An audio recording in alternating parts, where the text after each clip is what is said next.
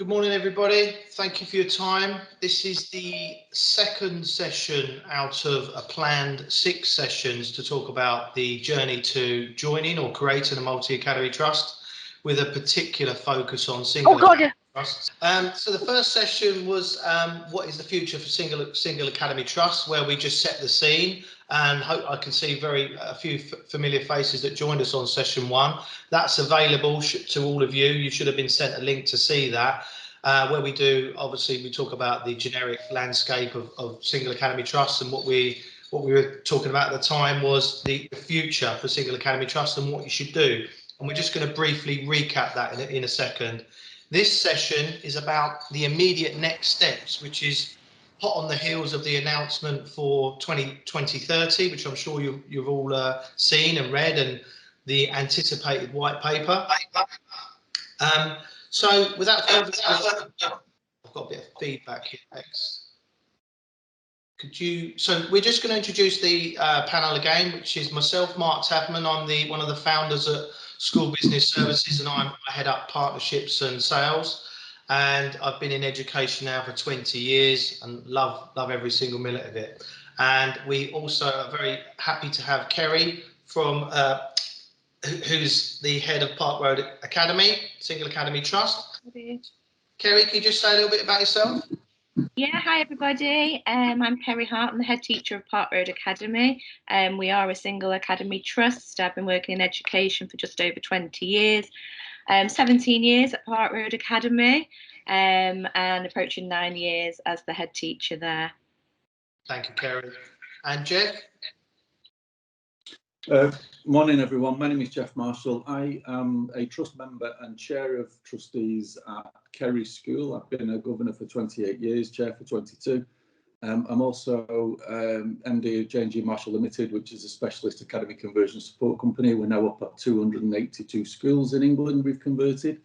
We support multi-academy trusts and single academy trusts in due diligence and growth audits and MAT MOTs. I'm also MD of Marshall Professional Development, which is a training and coaching company that and also reviews governance. I was an NLG for 8 years, and I am a fellow of the Chartered Governance Institute and a fellow of the Chartered Management Institute. Thank you, Jeff. So briefly, just to run through what we're going to talk about today, we've got 4 sections, which we're going to talk about the immediate next steps once you've made a decision, or the government's made a decision for you, should I say, about joining or becoming a multi-academy trust, whether you're maintained single academy. And Jeff's going to talk about immediate next steps and options. Then we're going to talk about, mainly with Kerry, about the head teacher's role in all of this that's so important and is somewhat overlooked, I would say. There's quite a few questions we've got there. We then move on to the last steps before you enter due diligence, and then we're going to finish it off with, which can sometimes be the first step, what does the perfect school look like for you to join, or that you would want to attract to work with. So they're the 4 main sections. Before we just jump into that, Becky's just going to run through how we left the end of session 1, which sets us up nicely for session 2. So Bex, could you just share your screen, and Jeff will talk us through the options that you guys are facing at the moment for where you go and what we think you should have a look at. Did everybody see that okay? Yeah.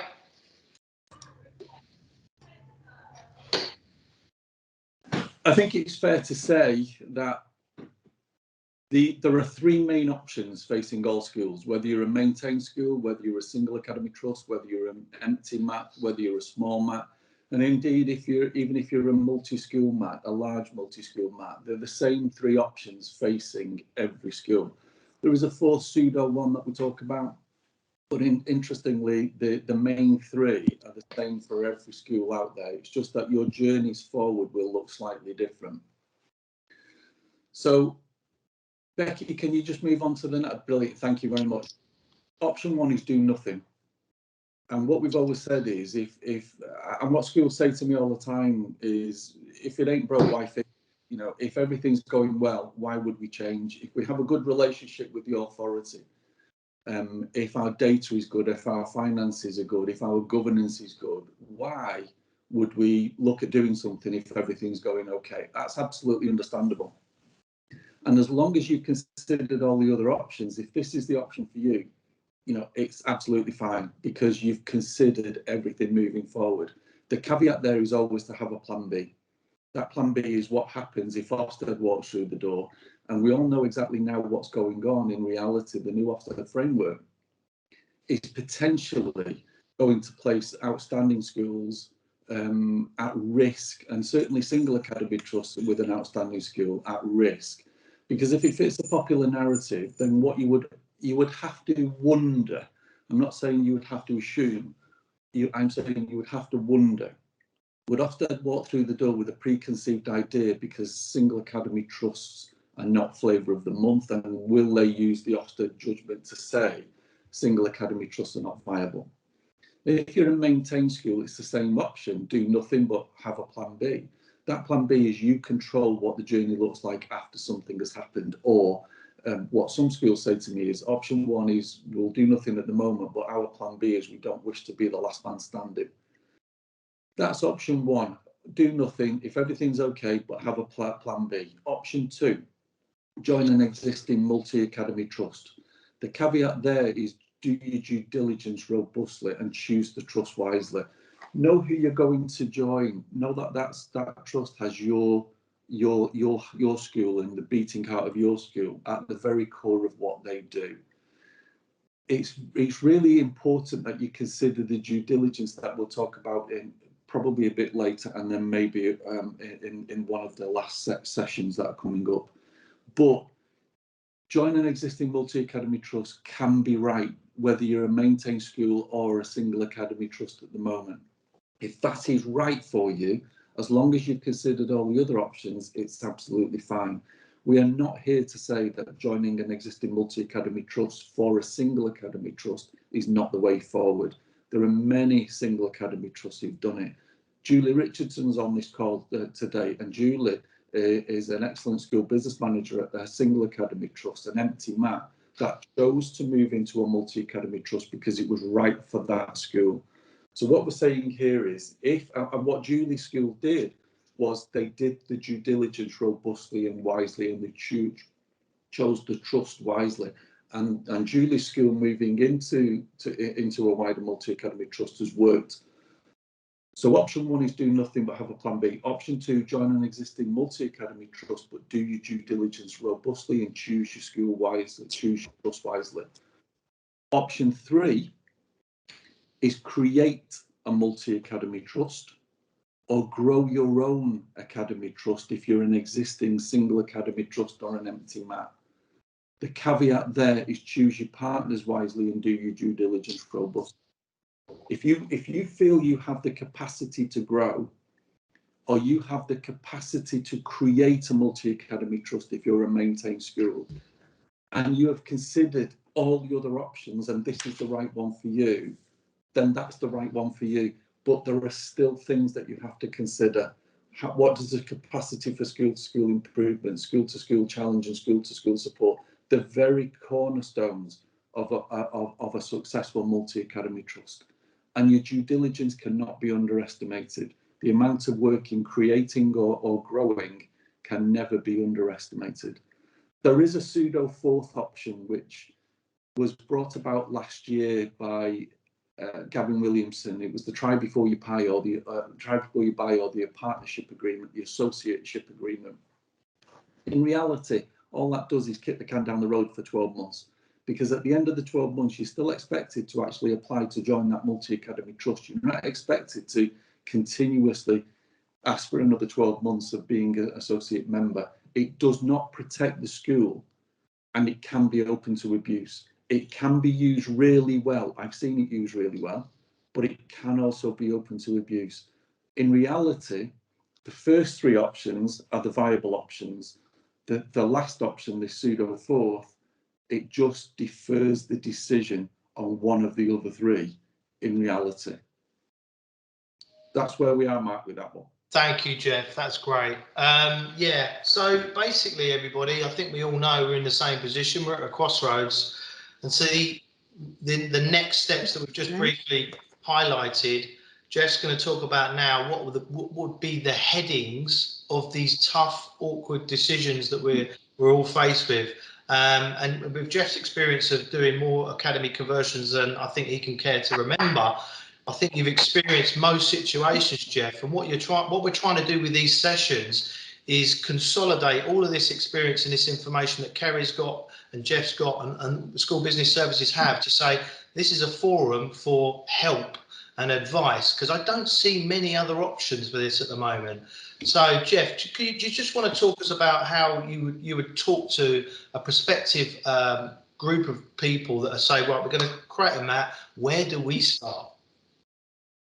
That's absolutely correct, Matt. And you and I have spoken about this long and hard. If you're a group of maintained schools and you're thinking of creating a multi-academy trust, it starts with the why. Why are we trying to do it? What do we hope to achieve? What do we want for our schools?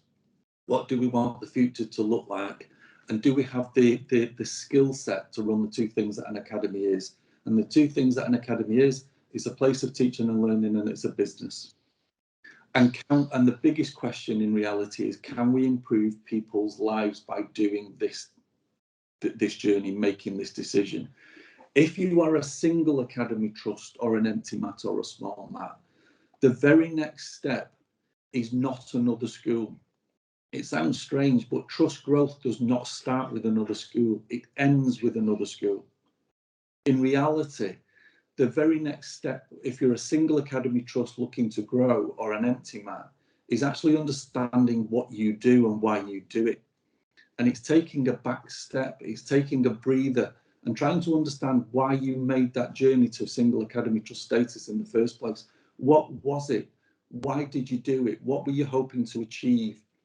And then looking introspectively at your skill set and your capacity for growth. And there are a few things that you really need to consider if you're a single academy trust looking to grow. And those are, can you upskill and can you upscale your mindset, your systems, your processes, and your infrastructure to be a multi-school mat? Or will you always have a single academy trust mentality, a single academy trust infrastructure? And these are the things that you have to start considering before you even start talking about what the school looks like next. So the journey for a group of maintained schools looking to create a map is different from an existing single academy trust looking to grow. If we're concentrating on single academy trusts here, Matt, that step back, that first step back, and realizing that the trust growth does not start with another school. It does not start with finding another school, because if you find another school and you haven't done all the work before that, then you will find that you will actually start heading off in the wrong direction. I would much prefer a single academy trust to actually take a back seat and figure out the why. It's the golden circle. It's Simon Sinek's why are we doing this? What did we come to do? And then in reality, not only using self-assessment, but using external review to see if you do have the ability to upskill and upscale your processes, your systems, your infrastructure, and more importantly, your mindset. Because in reality, what happens is in a maintained school or a single academy trust, we tend to not want to lose control.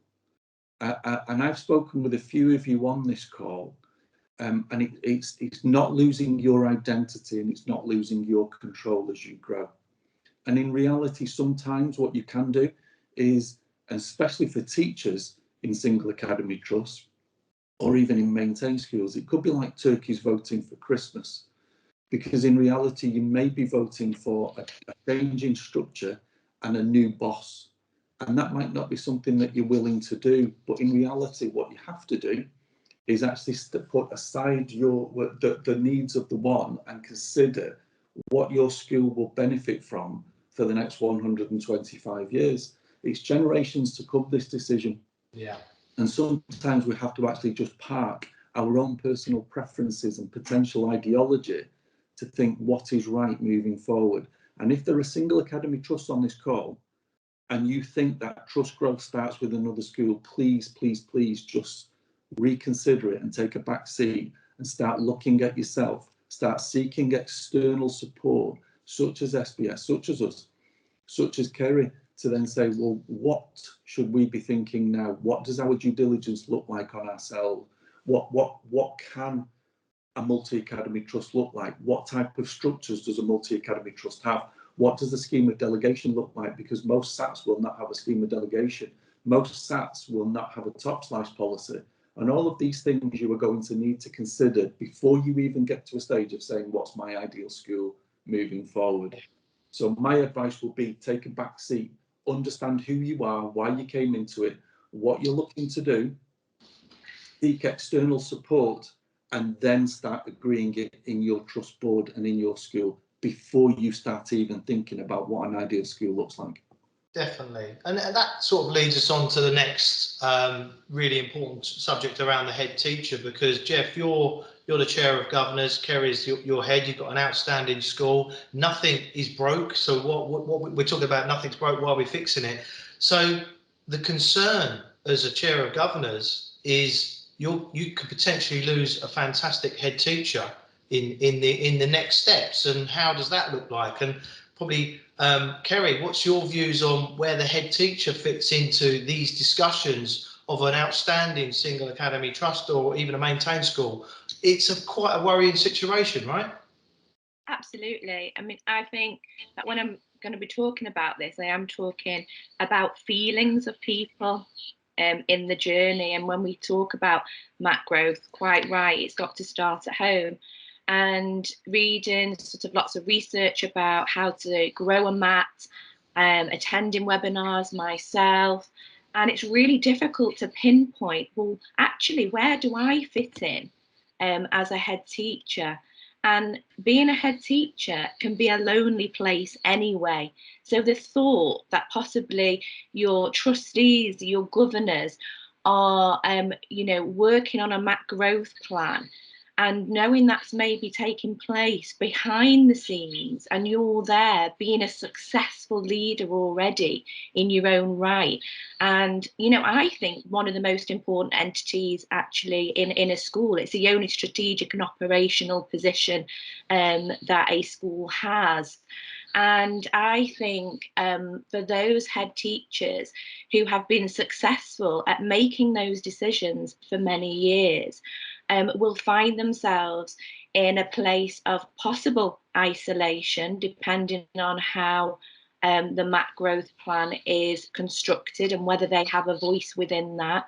I mean, my view, of course, is that they should have a voice. If you are talking about a successful and outstanding single academy trust, empty MAT or maintained school growing to a multi-academy trust, then it would be a failure to start with, in my eyes, not to have that outstanding leader on board in that journey, and for them to sit at the table and have a voice, and that to be listened to as well.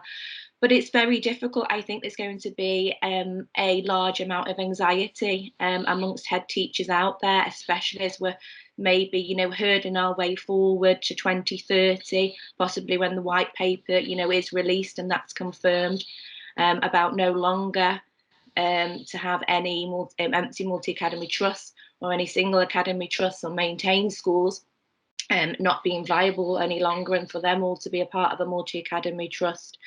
I think that we've really got to understand the position of that head teacher, and they need to be on the journey to understand it equally and to understand what MAT growth looks like. It's one thing having your trust having a clear understanding, because that's equally important, or your governing body when they're looking at MAT growth. And I think there's got to be a lot of sort of more education possibly around that and what it looks like. And I think it's sessions like this with Jeff talking about what does it look like in reality, because I feel like you can read pages and pages of guidance from the DFE about how to form a multi-academy trust and what that looks like, but actually listening to somebody talking about it in real life terms, I think will really help not just trust but head teachers to understand that as well. But there's when you're growing a multi-academy trust, there are a plethora of risks that you do have to consider. And when I've looked into sort of the risks around multi-academy trust growth, the two which stand out to me personally as a head teacher is one, the pace of growth and the expectations on leadership within that. And the other one is, I think, and Jeff touched upon this, it's about retaining your best teachers. And I think when we're talking about retention of teachers, we're also talking about the retention of really good head teachers in there as well.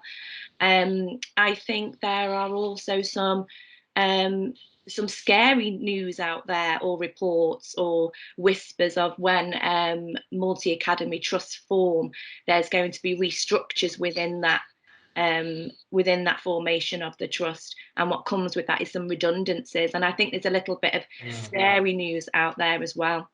I'm not saying that happens in all multi-academy trusts, but I do know for certain it has happened in multi-academy trusts, and I think that's a really scary place for head teachers and teachers to be, who are already in those successful schools and doing a good job. And I think honest and open discussions have to be had with your school, with the leadership already in your school, so they understand their place within that growth plan.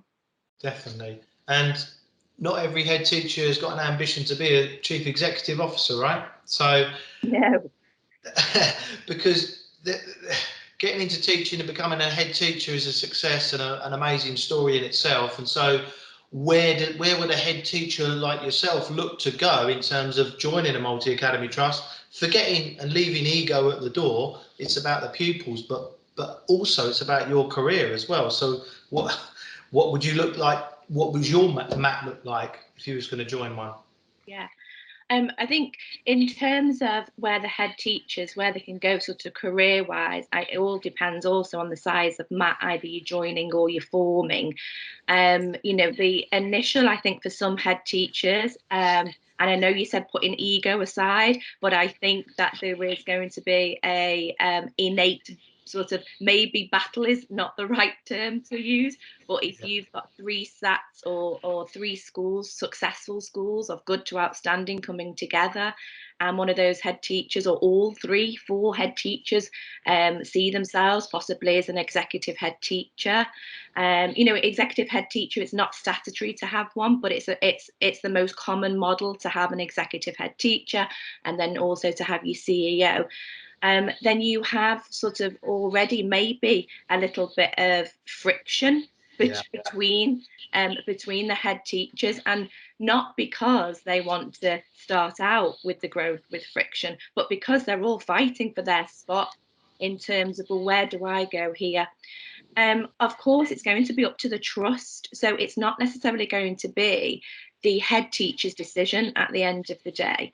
And I think we've got to bear in mind that what that trust is going to look like in terms of structure, in terms of delegation. Large trusts have directors of teaching and learning, then they have executive heads, then they have executive leaders, they have directors of pedagogy, they have the list is endless on the amount of roles that can come up, and you think, oh, how's the director of education different to the leader in education or the executive head? And all the roles that are open to large academy trusts is possibly a option for some of the existing heads to go for. But that structure's really got to be shared, and that delegation, before you even think about sort of, signing on the dotted line and bringing some schools together, so the head teachers know what their pathway could possibly be like. There is a fear, are we going to lose some really outstanding head teachers by 2030? My personal opinion is possibly. Like I said before, we've got these outstanding head teachers that have been making strategic and operational decisions for many years. How do they feel then, possibly having more of decision making coming from an umbrella of people who are sat there liking those roles that I just spoke about, like the director of education, the executive of the teaching and learning, the executive head, the executive leader, who are going to come together and be making decisions, for a group of schools So I think, again, there may be options in the trust for head teachers to remain as heads of school, or to move to slightly different roles within that multi-academy trust. And unfortunately, there's an option that some will be considering, and that will be to leave the profession, and that's going to be a really sad option for some head teachers that are out there. Absolutely. I mean, with nearly 2,000 single academy trusts, empty mats, etc., there's not enough of positions to go around, surely, because we don't know what the white paper is going to say, and if anyone does, it'll probably be Jeff. But there's going to be hopefully there'll be some indications on what a mat should look like and what it constitute in terms of number of schools and stuff like that. One of the questions I had, probably for you, Jeff, is, when you're a single academy trust, empty mat or maintained school, why does a larger mat kind of take precedent in the decision making up front, in terms of a 3-school mat would potentially have more power, or perception to have more power, than a single academy? Or how does that play out in your mind? Mark, dealing with all the regional schools commissioner offices around the country, there's one thing that's been apparent in all the 11 years I've been doing this with and converting schools to academy status. The DFE has this blinkered thought process that viability comes through size. And in reality, the more schools you have, the more children you have in the trust, the more schools you have in the trust, the bigger the budget you have, it brings greater viability. It's not necessarily the truth, because if you look at the statistics, experience shows us that single academy trusts can be the beating heart of their locality. They can be the civic structure that people now talk about. They can be the family that binds the locality together.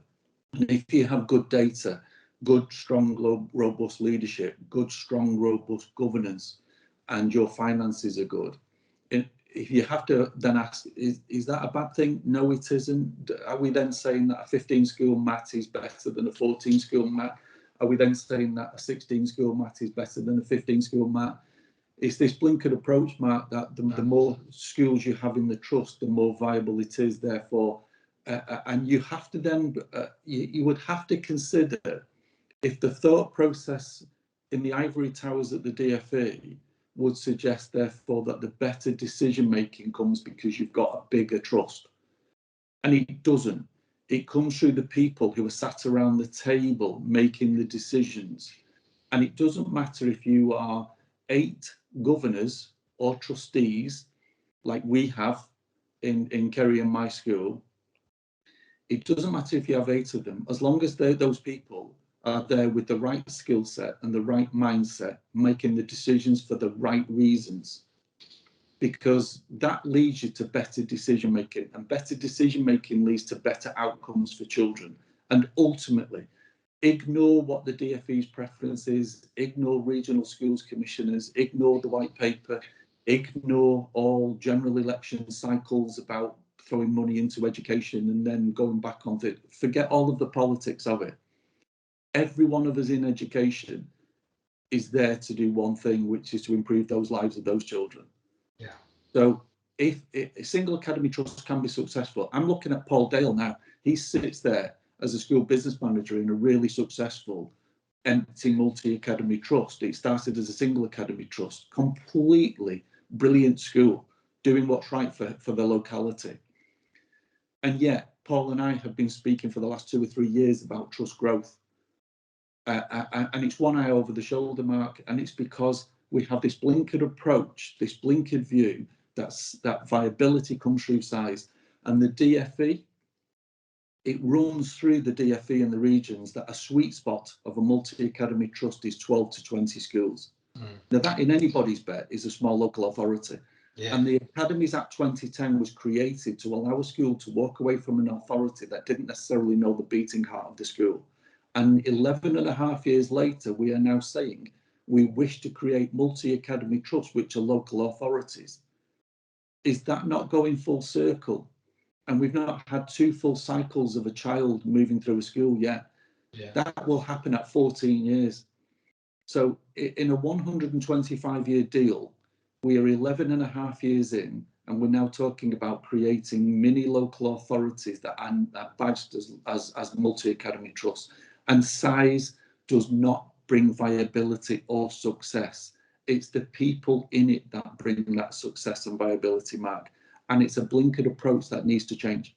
100%, which is why we've created this forum for everyone to share. We want more people to contribute to these sessions. So please share with all your colleagues, guys, because it's really important that we get our message out there that we are being shoehorned into what seems like one decision for a political agenda. Whether we agree with it or not, I don't think we have a lot of choice. So what the questions are now is set your stall out, do your due diligence on yourself, check your own capacity, what your vision is, and then we're talking about, okay, the tough decisions that I don't think I've even seen in many documents are about board structure, voting, awkward conversations with people that are really important to your school and your community and have been for many, many years. I mean, Jeff, would you say in due diligence, we all say at the moment, let's start at home. How do you sort of form these conversations? Would you bring someone like yourself in to say, okay, how do I set up a board for a new multi-academy trust? That's what you guys do, right? Yeah, it is, Mark. And looking introspectively, looking at yourself first, it still brings a potential risk that you're not seeing what you need to see. And we've always talked about having self-assessment with external verification, and then also triangulating it by bringing in external people to actually verify and double down on certain things. And the only way you can succeed is to actually be honest and truthful about your own situation, your own capacity, your own skill sets, and then having that externally verified. Because yes, you were right. What you just said is, it seems as though we have one template. I'm not a fan of having one template, because what happened last year, we ended up with this phrase of families of schools, and families of schools is more collegiate and less corporate than the multi-academy trust phrase. And we now have trust leaders as opposed to CEOs, because we do not want corporate mentality and corporate terminology. But families of schools, there is more than one family in life in this country. And yet we have one template for a family of schools. So let's look at it this way. Lee Crew's on the call, Successful Single Academy Trust. Paul Dale's on the call, Successful Single Academy Trust. Kerry is on the call, Successful Single Academy Trust. Julie Richardson's on the call. It's a 5-school map, it will be shortly. If all of us came together under what we used to have, Mark, which was an umbrella trust, which was too lax for the DFE, so they moved it away years ago. But let's say we all now had a new template, an extended family of schools that was called an umbrella trust. Every school has its own autonomy. Every school has its own trust, but we come together for the greater good. That's what single academy trusts have been doing since day one, coming together for the greater good. But every school would then have its own protection, its own funding agreement, its own decision making. But it comes together when necessary for the greater good. Is that not an extended family of schools?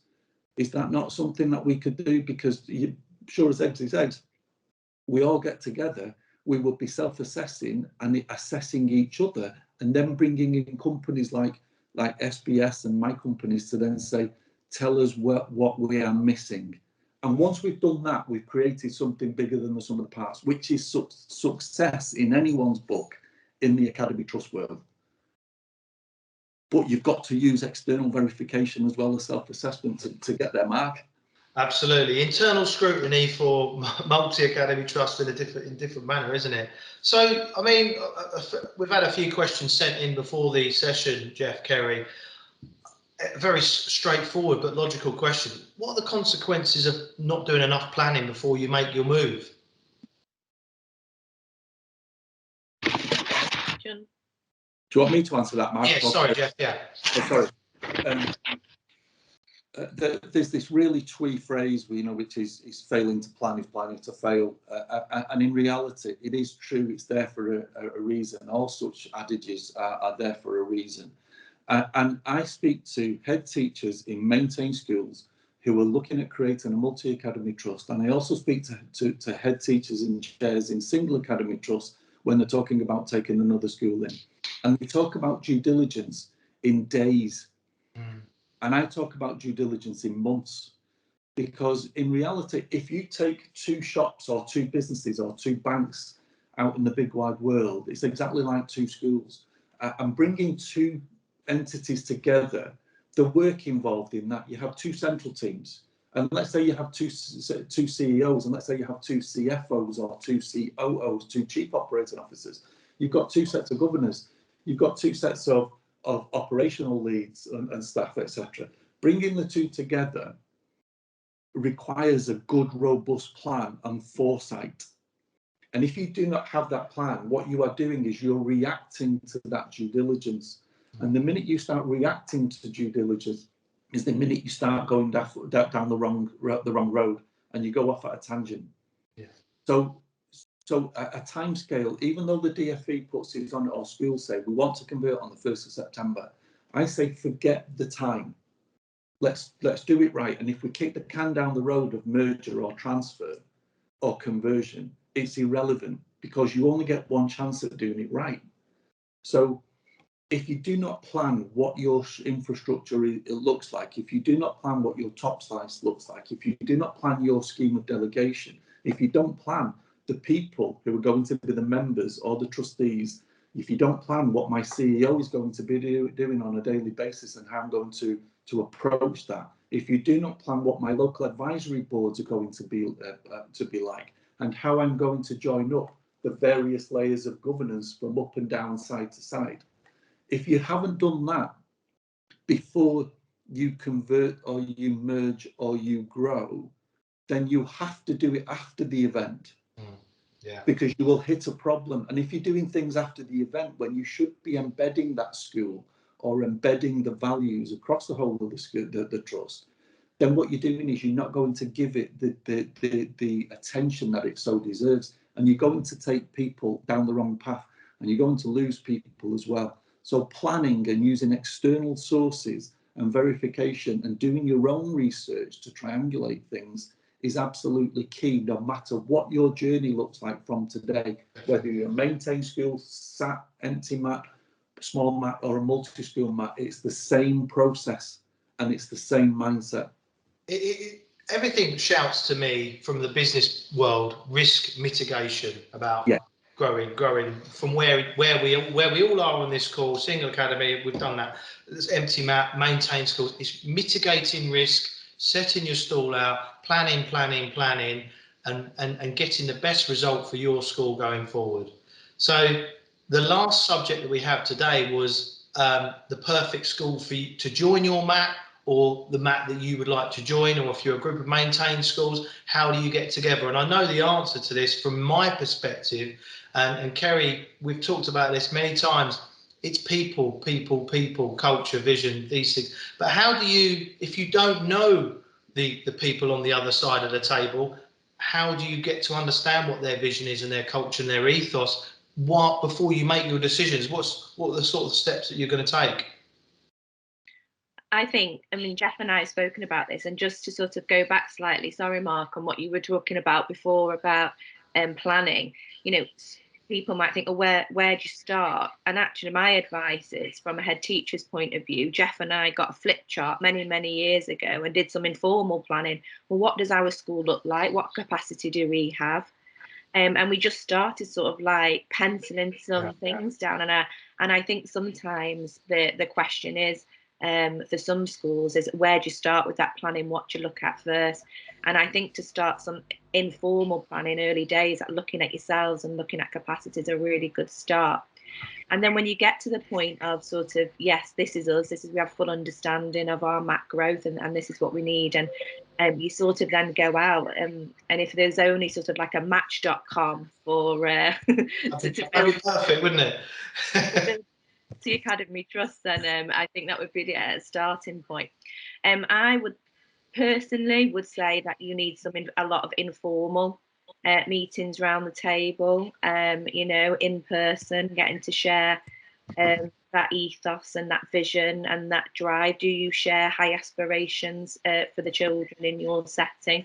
I think it's important also, coming into a multi-academy trust, that you talk about autonomy and what does autonomy look like if we were to join together.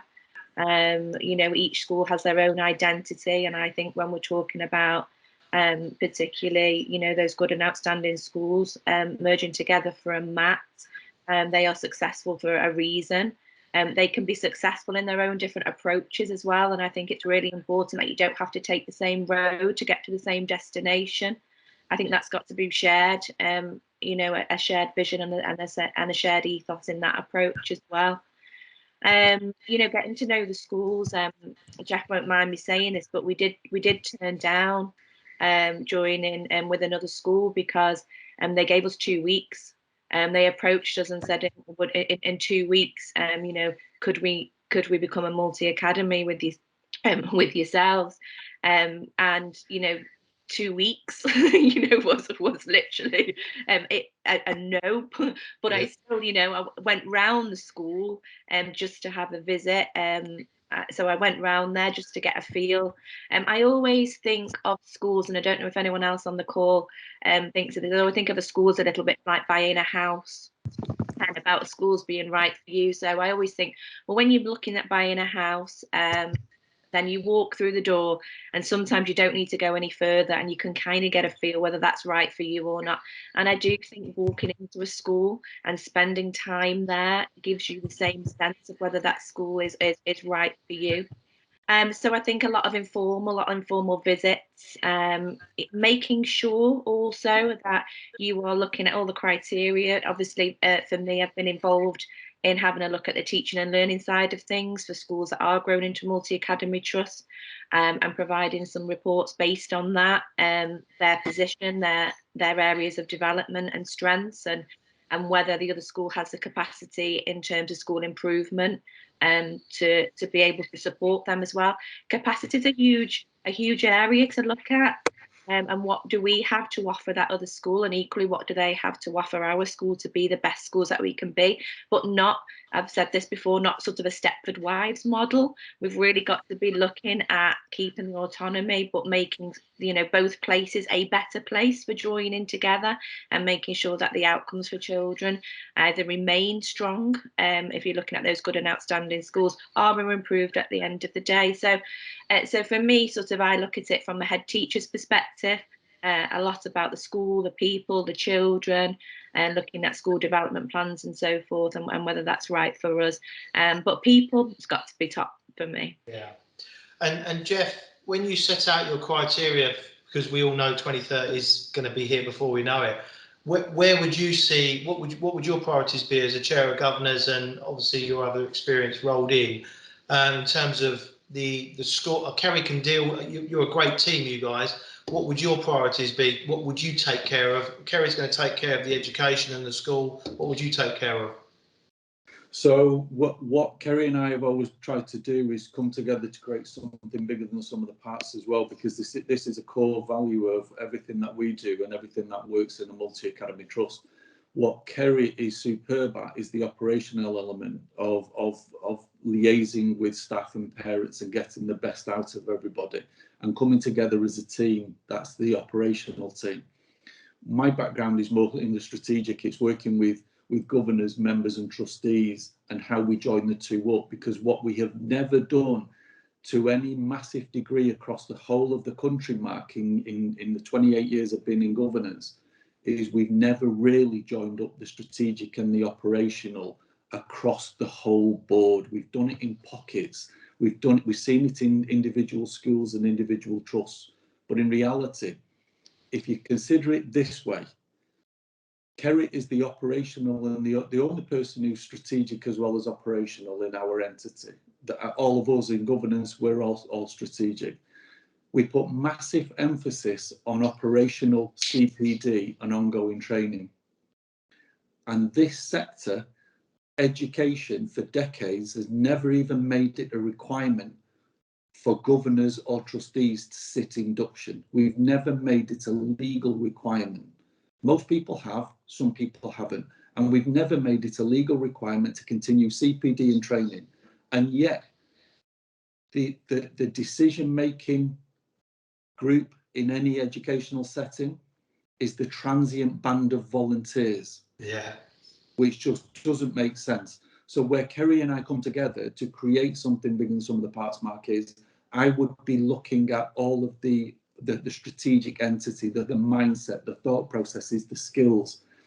Kerry would be looking at everything that goes on operational, and the two of us coming together, we would make sure we don't miss anything, we overlap.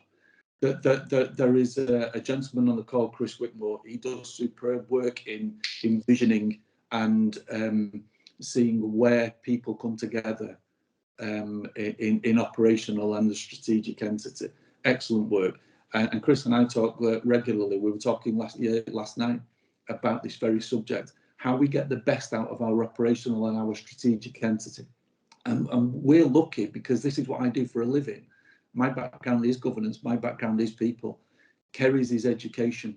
You put the two of us together, we've got it covered. And then what we do is we go back to our trust board, our governing board, with full understanding of the next school down the road, or the next trust that might want to join us, or the next school that might want to join us. And I think that's where we would come at it, Mark. If you don't have that luxury, then I would say seek help, seek advice, get that external support into your trust as soon as possible, or into your school as soon as possible, to ensure that you have as much information to make the right decision moving forward.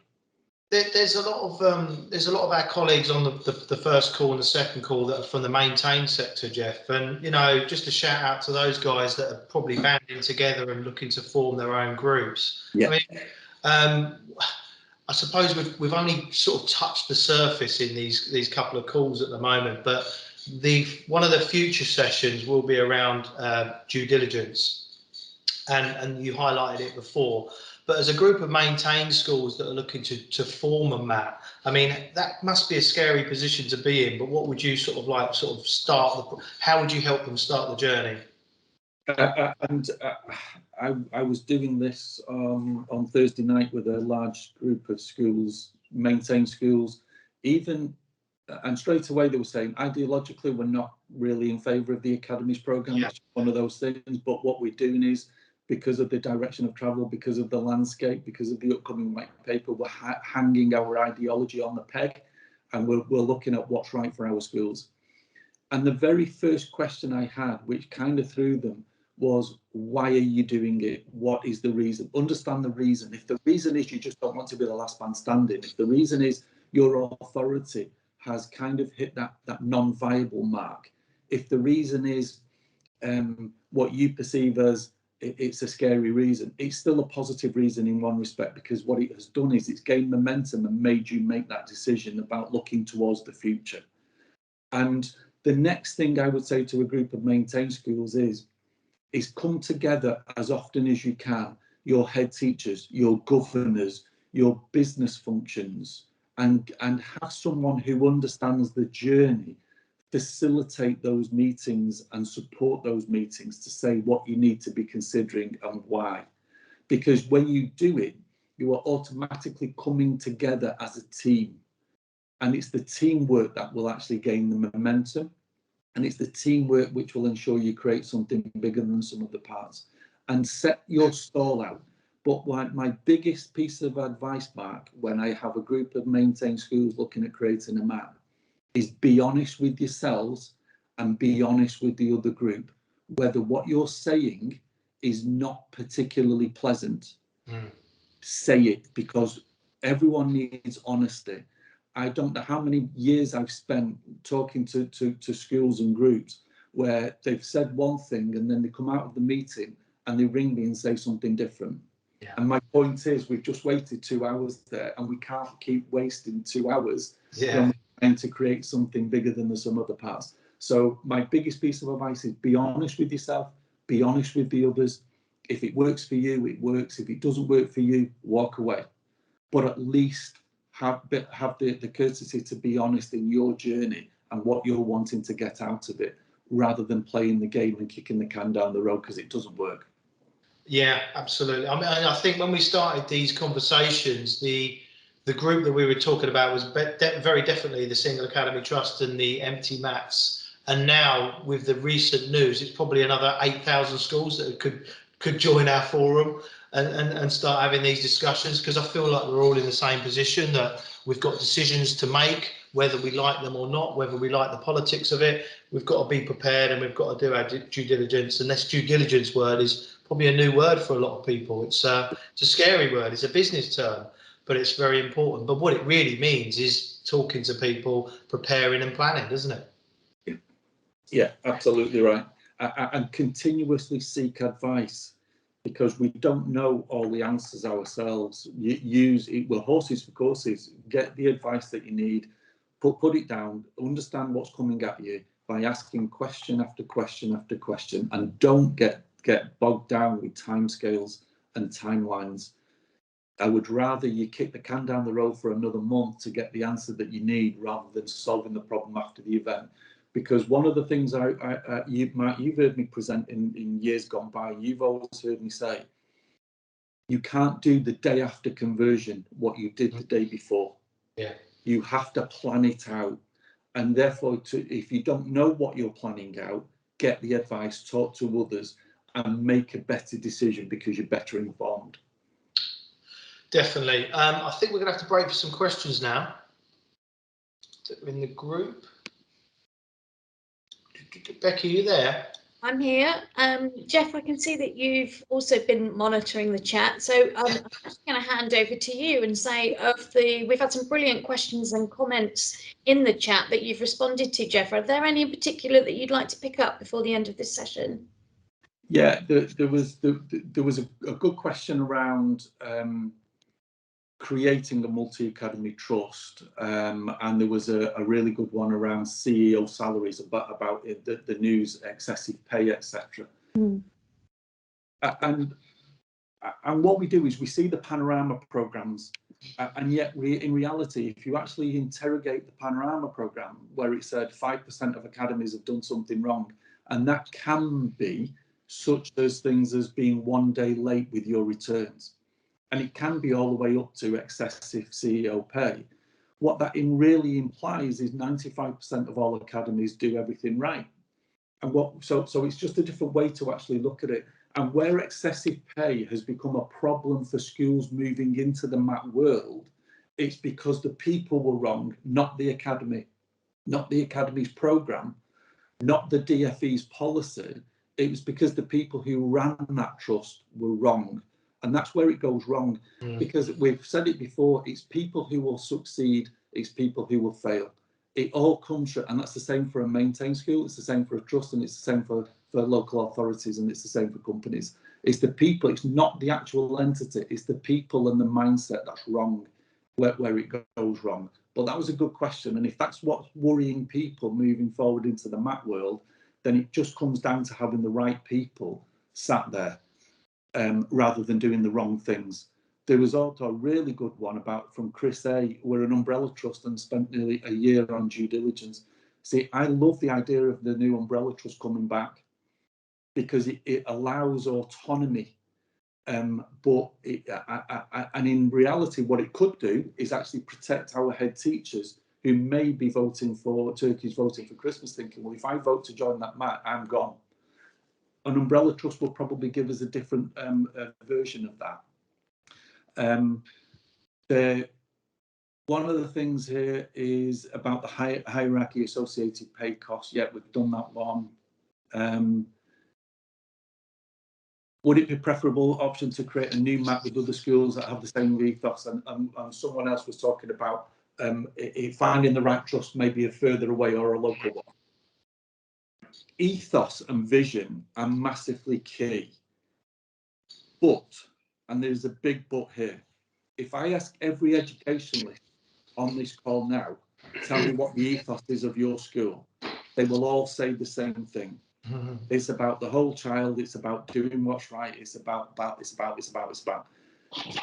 Because everyone says the same thing. What they actually live is potentially something different, but a group of words about what your ethos is. So the only way you can do that is due diligence, get into each other's school and talk to each other's staff talk to each other's parents, talk to the children to find out what the ethos is. And if you're considering that actually it might be a trust a bit further away, a local map has benefits. A map further away has benefits, but you have to consider now that the DFE has an explanation of what a local map is, and that explanation is it's a 45-minute lunch hour drive to get from one school to another. So now you wouldn't be looking at, if you were a school in Trafford, you wouldn't be looking at joining a trust that's in London, because the distance is too great to cover to solve someone's issue within that day. So one of the big questions here was, should we create a local map, or in reality look at a map that's further afield but it might be more appropriate? My advice is go for the one that's right for your school after doing robust due diligence.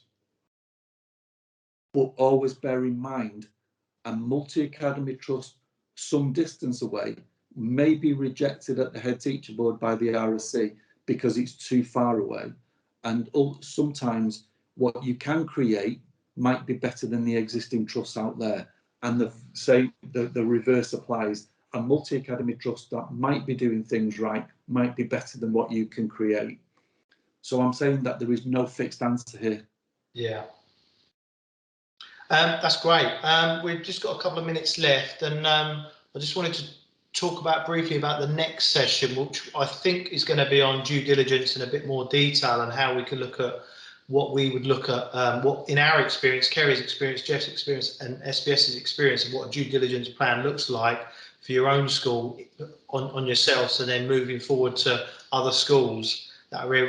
Obviously that will include strategic, operational, financials, all them sorts of things.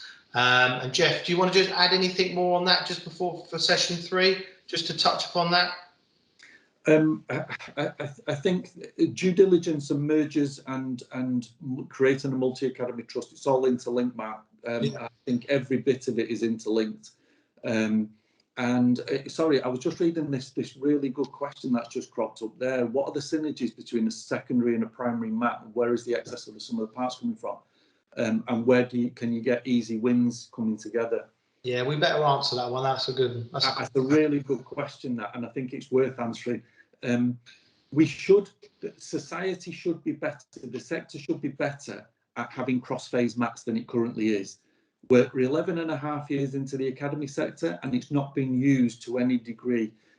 There are multi-academy trusts with secondaries and primaries that are absolutely successful, don't get me wrong. But also there are a number of cross-phase maps that are not right, because we may have one secondary and a number of feeder primaries, which I think is an awful phrase. It makes the primary sector sound subservient to the secondary sector. And if you have to consider what happens when the secondary starts to struggle, if you've only got one secondary in the mat, because the primaries can't understand what teaching and learning looks like in year 11. So the thought process there would be, actually, I know we're doing some work with a multi-academy trust with one secondary that's gone into measures, and none of the primaries can help. So is that right? No, it shouldn't be right. But if you have 2 secondaries and 5 feeder primaries, does it become then another situation because of this detachment that we've always had across phase from primary to secondary? It should be better. After 11.5 years, we've not hit an absolutely ideal model for cross-phase maths.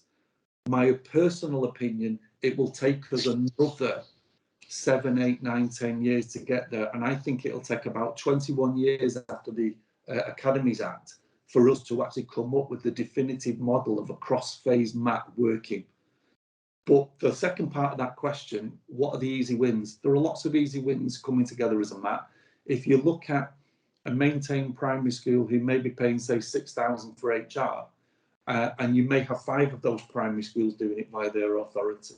You come together, what you would pay in the multi-academy trust sector wouldn't be 5 times 6,000. You wouldn't be paying 30,000 for HR and employment law. You'd be paying a third of that. So quite quickly you can see savings because of the economies of scale. But economies of scale doesn't just come through size, it comes through the starting point of the cost. If the cost of an authority's HR is 10,000, but they discount it because of numbers to 6, it means nothing if you can go into the open market as one school and get it for 5.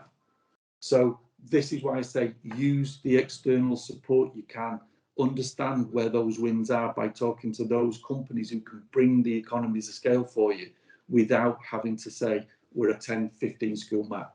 I think it was a really good question, that, Mark. So sorry.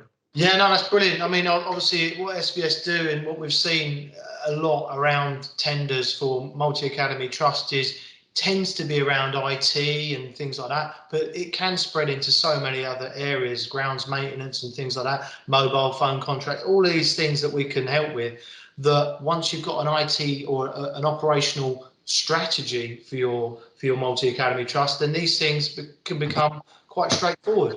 As long as you've agreed it up front and you've got the plan in place for the next 3, 4, 5 years, huge cost savings to come from that. Absolutely. And as Chris Whitmore says here, compliance, estates, health and safety, you know, all of these things, they're all areas you can actually come together to create some better quality and at a cheaper cost. And these are wins. I'm not knocking authorities there. Please don't ever think I'm knocking an authority. What I'm saying is there is just a different way to think about it out there. Definitely. Well, we've overrun a couple of minutes, guys. I really hope that was useful. This is, as I say, it's the second of 6 sessions. So the next one we'll publicise in a couple of weeks with the date, and it will be around MATs, mergers and due diligence and what we can add our experience. But please let your colleagues know about these sessions. They're obviously free of charge. We're trying to form a movement here to help us all understand it and navigate this journey. So thank you all very much, guys. Thanks very much.